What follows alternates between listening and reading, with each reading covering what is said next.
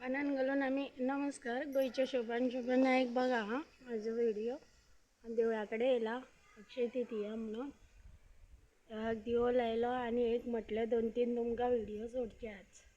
number बी दिल्लो आसा तुमका माझा नंबर ही न्ही माडी सुपारी खाता पळय आमी पानान घालून ती आणि हे कसले आमे ते हांव नको पण आसा ही हरयाळी भरपूर आसा